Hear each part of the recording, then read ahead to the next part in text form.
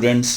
सो हम structure of atom के अंदर इलेक्ट्रोमैग्नेटिक वेव थ्योरी की लिमिटेशन को स्टडी कर रहे थे, जिसके अंदर हम ऑलरेडी ब्लैक बॉडी रेडिएशंस को कर चुके हैं, जो उसकी पहली लिमिटेशन थी। दूसरी जो लिमिटेशन जो हमने आज पढ़नी है, that is called the photo electric effect. So students, photo electric effect अपने आप में इतनी इंपॉर्टेंट है बिकॉज आइंस्टीन ने भी इसके ऊपर बहुत ज्यादा वर्कआउट किया था, बहुत सारे एक्सपेरिमेंट किए थे और फाइनली वो जिस कंक्लूजन पर पहुंचे उसके बाद उन्हें सिर्फ इसी के लिए नोबेल प्राइज मिला था। हालांकि उनकी एक बहुत बड़ी थ्योरी थी, that is called the theory of relativity, but उनके लिए भी उन्हें नोबेल प्राइज नहीं मिला था। तो आइंस्टीन को जिस पर्टिकुलर एक्सपेरिमेंट के लिए नोबेल प्राइज मिला था वो था फोटो इलेक्ट्रिक इफेक्ट। हालांकि इसके अंदर किसी एक साइंटिस्ट का कंट्रीब्यूशन नहीं था, कंट्रीब्यूशन बहुत सारे साइंटिस्ट। जो फाइनल कंक्लूजन दिया गया वो आइंस्टीन के द्वारा दिया गया, जिसके बाद उन्हें उसके लिए नोबेल प्राइज भी मिला। सो आइए देखते हैं photo electric effect. So photo electric effect के लिए सबसे पहले हम हेनरिच रुडोल्फ हर्ट्ज के एक्सपेरिमेंट को समझते हैं। इन्होंने ये एक्सपेरिमेंट बेसिकली लाइट के पार्टिकल के नेचर को समझने के लिए किया था कि लाइट का वेव नेचर नहीं है, लाइट का पार्टिकल नेचर है। तो जो उन्होंने एक्सपेरिमेंट किया, उस एक्सपेरिमेंट के अंदर कुछ ही चीजें जो उन्होंने देखी कि instant ejection of the electron from a metal plate, कि यदि किसी मेटल की प्लेट पर किसी पर्टिकुलर फ्रीक्वेंसी या वेवलेंथ की लाइट को जब हम इंसिडेंट करवाते हैं तो वहां पर इलेक्ट्रॉन का जो इजेक्शन है वो इमीडिएट होता है। अब ये इजेक्शन यदि लाइट के प्रभाव से हो रहा है, लाइट के इफेक्ट से हो रहा है, तो डेफिनेटली ये वेव करेक्टर नहीं है, ये पार्टिकल करेक्टर है। कि यदि लाइट किसी भी मेटल प्लेट से स्ट्राइक करवा रही है तो वहां से इलेक्ट्रॉन जो है वो इजेक्ट हो रहा है। So that is a part of the particle character of the light. So इस करेक्टर को समझने के लिए हेनरिच रुडोल्फ हर्ट्ज ने एक एक्सपेरिमेंट किया था। उस एक्सपेरिमेंट को समझते हैं कि वो क्या था। सो फोटो इलेक्ट्रिक इफेक्ट के एक्सपेरिमेंट को समझने के लिए सबसे पहले हम एक उसके जनरल ओवरव्यू को समझ लेते हैं कि एक्चुअली में वो था क्या। उसके अंदर एक प्लेट लिया गया कि ये मेटल प्लेट है, इस मेटल प्लेट के ऊपर एक इंसिडेंट रे को गिराया गया। ठीक है, इस इंसिडेंट रे की एक पर्टिकुलर फ्रीक्वेंसी जब वो मैच करती है तो वहां से हमने क्या देखा कि एक इलेक्ट्रॉन वहां से इजेक्ट होने लगा। जो इलेक्ट्रॉन वहां से इजेक्ट हुआ, जो उसकी काइनेटिक एनर्जी थी वो यहां पर मेजर की जा सकती है with the help of velocity, कि किस वेलोसिटी से इलेक्ट्रॉन जो है वो वहां से बाहर निकला। सो बेसिकली हमने जो चीज देखी, यही पार्टिकल करेक्टर को कंसीडर किया गया हेनरिच हर्ट्ज द्वारा, कि जब किसी भी वेव, यानी कि हमने यहां पर जो इंसिडेंट रे जो इसके ऊपर इंसिडेंट करवाई है, उसकी एक पर्टिकुलर फ्रीक्वेंसी को जैसे ही वो यहां पर मैच करेगी, इलेक्ट्रॉन यहां से इजेक्ट हो जाएगा, जो कि एक वेव करेक्टर नहीं है। यदि प्योरली वेव करेक्टर होता तो यहां से इलेक्ट्रॉन का इजेक्शन नहीं पॉसिबल था। बट जब इलेक्ट्रॉन यहां से बाहर निकल रहा है, that means it is the particle character of the light. ये लाइट के पार्टिकल करेक्टर को शो करता है। तो कौन कौन से ऐसे पैरामीटर्स थे जिसके ऊपर ये इजेक्शन, जो इलेक्ट्रॉन का इजेक्शन हुआ, डिपेंड करता है। दो पैरामीटर थे basically. The first one is frequency of light, frequency of light या रेडिएशन। रेडिएशन की फ्रीक्वेंसी यहां पर बहुत ज्यादा मैटर करती है, क्योंकि हर depend upon the metal plate, हर फ्रीक्वेंसी की लाइट से इलेक्ट्रॉन बाहर नहीं निकलेगा। इलेक्ट्रॉन को बाहर निकालने के लिए we need a particular frequency. एक पर्टिकुलर फ्रीक्वेंसी ही जब तक इसके ऊपर इंसिडेंट होगी तभी इलेक्ट्रॉन यहां से बाहर निकलेगा। दूसरा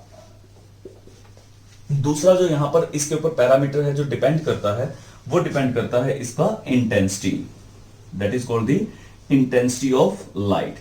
इंटेंसिटी ऑफ लाइट को हम ब्राइटनेस से भी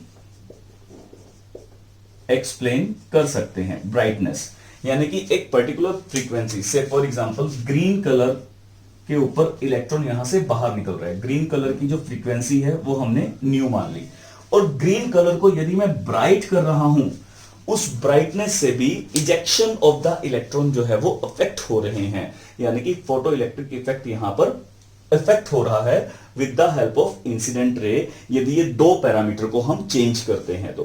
क्लियर? अब हम एक एक करके समझेंगे कि फ्रीक्वेंसी ऑफ लाइट से होता क्या है और इंटेंसिटी ऑफ लाइट से क्या होता है। ठीक है, वो हम अब एक एक्सपेरिमेंट सेटअप से समझते हैं।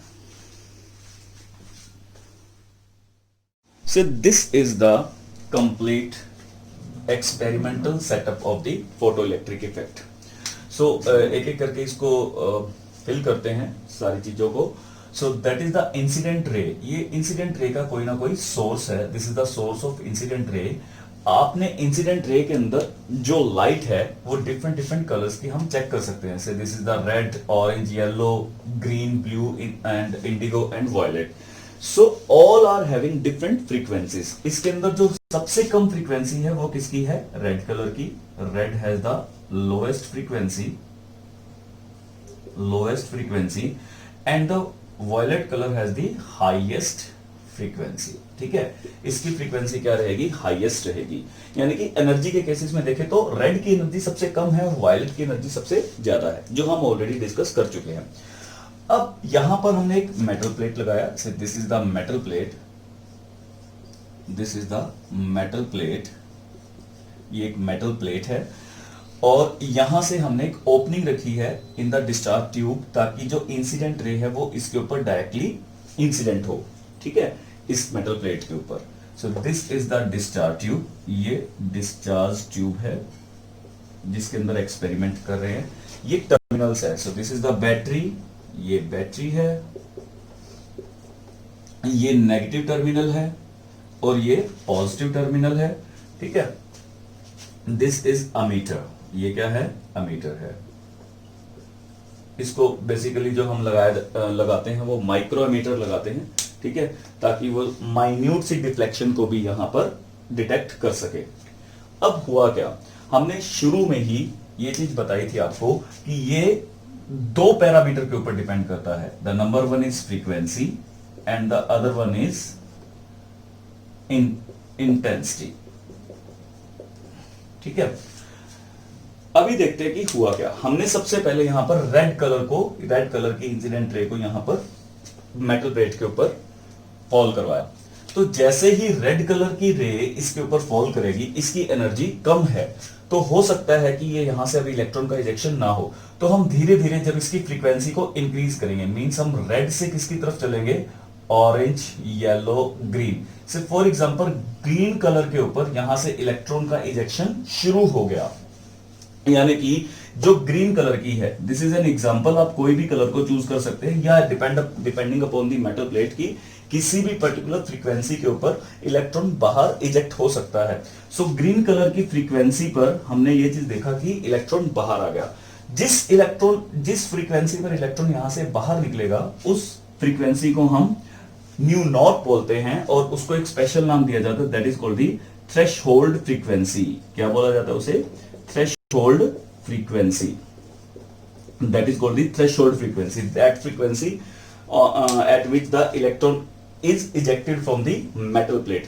जिस फ्रीक्वेंसी पर जो इलेक्ट्रॉन है वो इजेक्ट हो जाएगा, that frequency is called threshold frequency. तो जैसे ही इलेक्ट्रॉन यहां से बाहर निकलेगा, इलेक्ट्रॉन किसकी तरफ अट्रैक्ट होगा? पॉजिटिव टर्मिनल की तरफ, और पॉजिटिव टर्मिनल से वो यहां पर जब सर्किट को कंप्लीट करेगा तो अमीटर के अंदर डिफ्लेक्शन होगी। सो ये इसकी डिफ्लेक्शन को रिकॉर्ड करना स्टार्ट कर देगा और हमें पता लग जाएगा कि इलेक्ट्रॉन का इजेक्शन स्टार्ट हो गया। ठीक है, तो जैसे जैसे अब हम फ्रीक्वेंसी बढ़ाते जा रहे हैं, फॉर एग्जांपल ग्रीन कलर के ऊपर हमारी थ्रेशहोल्ड फ्रीक्वेंसी आ गई, यानी कि न्यू नॉट आ गया। ठीक है, अब अगर न्यू नॉट पर दो केसेस होंगे, यानी कि हमने दो पैरामीटर को डिस्कस किया, one is intensity and second one is frequency. हमें फ्रीक्वेंसी मिल चुकी है कि इस पर्टिकुलर फ्रीक्वेंसी पर इलेक्ट्रॉन यहां से बाहर निकलेगा। What about the intensity? तो यदि मैं ग्रीन कलर की ब्राइटनेस को इंक्रीज कर दूंगा, ब्राइटनेस बढ़ा दूंगा, जैसे ही ग्रीन कलर की ब्राइटनेस बढ़ेगी तो नंबर ऑफ इलेक्ट्रॉन जो है वो यहां से बाहर निकलने लग जाएंगे, मतलब नंबर ऑफ इलेक्ट्रॉन बढ़ जाएंगे, इंक्रीज हो जाएंगे। ड्यू टू विच, क्योंकि यहां से हमें brightness means what, number of photons जो है वो ज्यादा मेटल प्लेट के ऊपर इंसिडेंट होने लगेंगे, गिरने लगेंगे, जिसकी वजह से जो नंबर ऑफ इलेक्ट्रॉन्स जो है वो यहां से बाहर निकलने लगेंगे।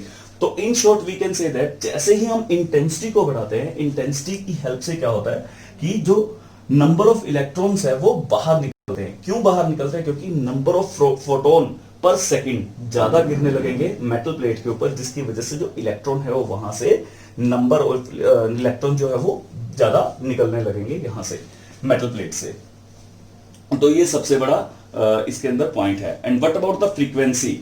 यदि मैंने ग्रीन कलर के ऊपर मुझे ये पता लग गया कि यहां पर आपकी थ्रेशोल्ड फ्रीक्वेंसी आ चुकी है, फिर उसके बाद मैंने यदि फ्रीक्वेंसी को इंक्रीज कर दिया, से मैं ब्लू पर आ गया या इंडिगो पर या वॉयलेट पर, तब क्या होगा?